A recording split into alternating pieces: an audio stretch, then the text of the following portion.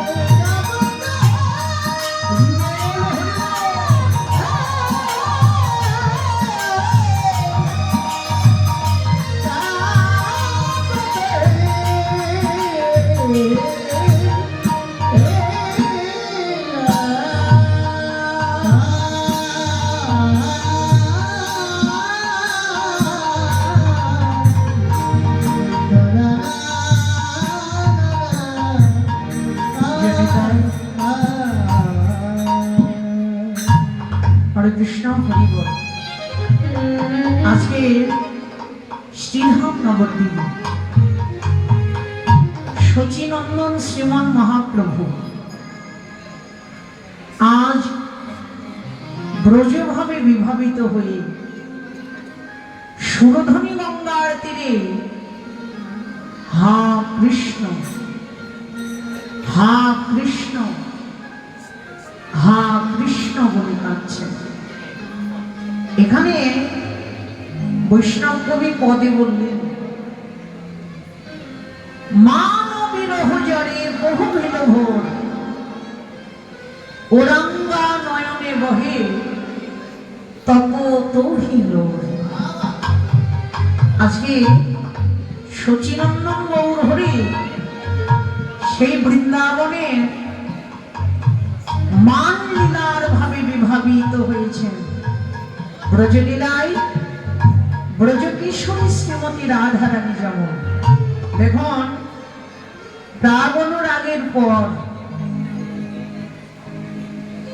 রাধারানী গোবিন্দের বদন দর্শন করলেন, গোবিন্দ রাধারানীর বদন দর্শন করলেন।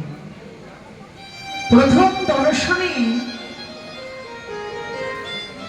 গোবিন্দ রাধারানীকে ইঙ্গিত করে বললেন, হে রাধে, আজি রজনীতে মাধবীকে কুঞ্জে তুমি বাসক সজ্জা রচনা করো, আজকে আমি তোমার কুঞ্জে বিহার করব। রাধারানী গোবিন্দের সঙ্গ পাবেন বলে গভীর রজনীতে সখীগণকে সঙ্গে নিয়ে মাধবীকে কুঞ্জে গিয়ে বাসক সজ্জা রচনা করলেন। কিন্তু বাসক সজ্জা সাজানোই তার সার হল। নিশির এক প্রহর, দুই প্রহর, তিন প্রহর চলে গেল। নিশে প্রভাত হয়ে গেল, তবু গোবিন্দ এলেন না। এক সময় এসেছে, অনেক ছিন্নাদি পেয়ে রাধারানী গোবিন্দের সঙ্গে মান করেছে। মানটা এমনই মান করলেন, গোবিন্দ রাধারানীর চরণে পড়ে কত কাঁদলেন, রাধারানীর চরণে পড়ে কত সাধলেন, তবু ওই মানিনীর মান ভাঙাতে পারলেন না। যখন তার মান ভাঙাতে পারলেন না, এক সময় রাধাকুঞ্জ ত্যাগ করতে তাকে বাধ্য হতে হয়েছিল। রাধারানীর কুঞ্জটাই ছেড়ে তিনি চলে গেলেন। যেই না কুঞ্জ ছেড়ে চলে গেলেন, অমনি তার মানও ভেঙে গেল। যেই না মান ভেঙে গেল, কোথায় কৃষ্ণ, দেখা দাও কৃষ্ণ, কৃষ্ণ কৃষ্ণ কৃষ্ণ বলে রাধারানী কেঁদেছিলেন। আজকে সেই ভাবে ভাবে গৌর আমার ভেসে যায়, ভেসে যায়, গৌর আমার ভেসে যায়, ভেসে যায়। আগে মানবসে গোড়ায় ভেসে যায়, ভেসে যায়, মানবসে গোড়ায় ভেসে যায়, ভেসে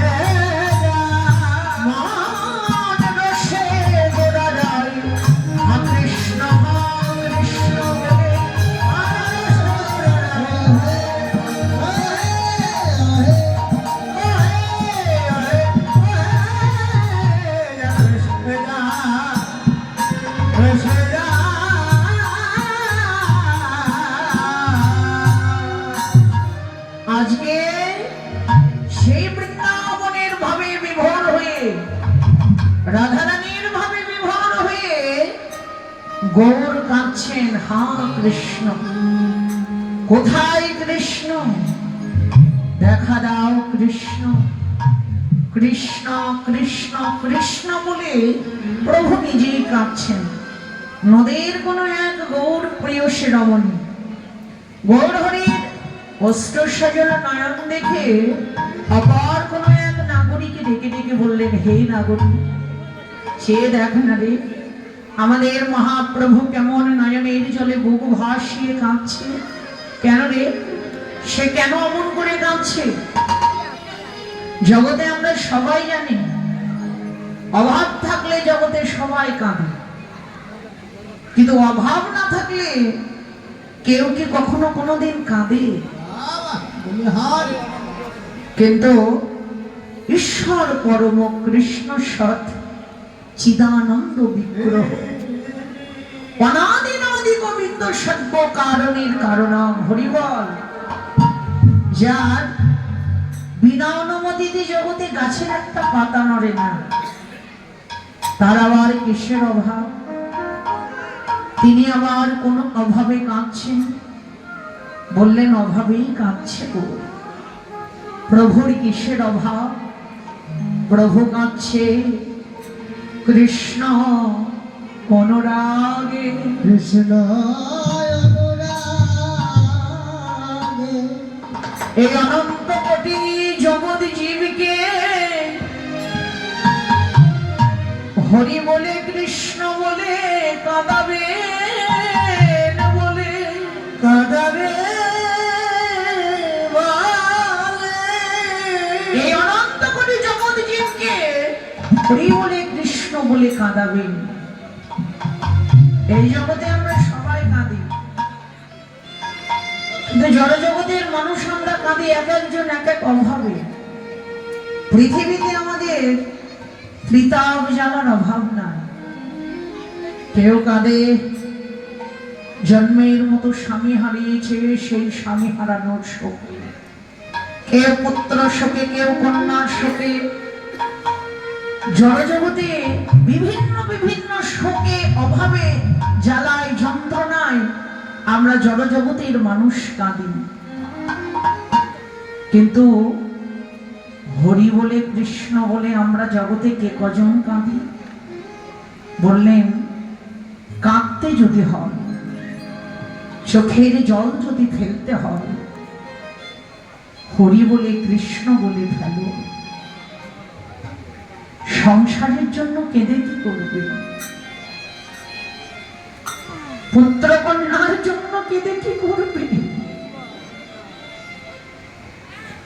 সংসারের জন্য চোখের জল ফেলে, পিতামাতার জন্য, স্বামীর জন্য, স্ত্রীর জন্য, সন্তানের জন্য চোখের জল ফেলে তোমার কোনো লাভ নেই। কাঁদতে যদি হয়, তুমি ভগবানের নামে কাঁদো। চোখের জল যদি ফেলতে হয়, দুফোঁটা ভগবানের নামে ফেলো। সেই কান্না, সেই চোখের জল তোমার কোনোদিন বিফলে যাবে না। কিন্তু সকলেই আমরা কাঁদি, কিন্তু হরি বলে, কৃষ্ণ বলে আমরা কাঁদতে পারি না। মহাজন বললেন, হে জগৎবাসী, হে জগৎবাসী, একবার তাকিয়ে দেখো তোমাদের জীবনের বেলার দিকে। বেলার দিকে আয়ুরবি ডুবো ডুবো দেখতে দেখতে বনাদে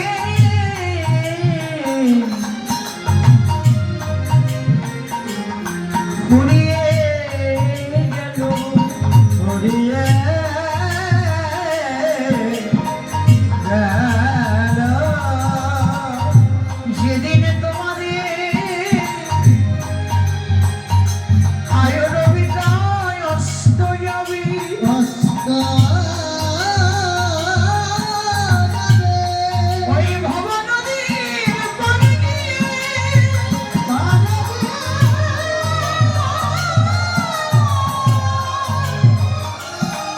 যেদিন দয়াময় পার করো, কৃপাময় পার করো, পার করো বলে কাঁদবে। বলে কাঁদবে। সেদিন শতরাগ ডাকলে আবার ভগবানের সাড়া পাবে না, সন্ধান পাবে না। সন্ধান পাবে না। ওই শেষের দিনের কাঁদা যদি তোমাদের সময় থাকতে, যদি তোমাদের দেহের বেলা থাকতে, একবার হরি বলে, কৃষ্ণ বলে কাঁদতে পারো। ওই শেষের কাঁধা যদি তোমাদের সময় থাকতে কাঁদতে পারো, তোমাদের কাঁদা যেন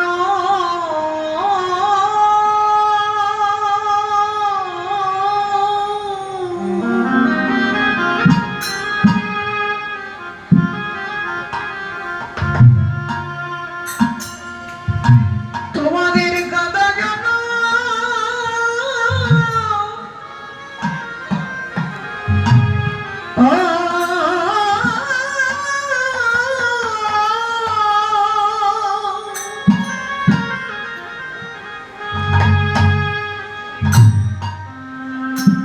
তোমাদের কাঁদা যেন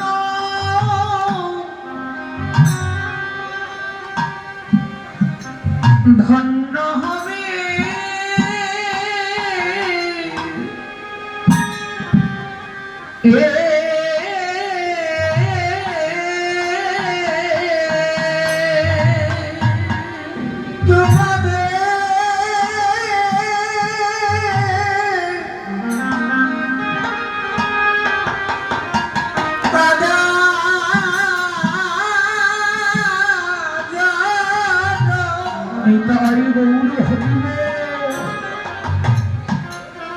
জগৎ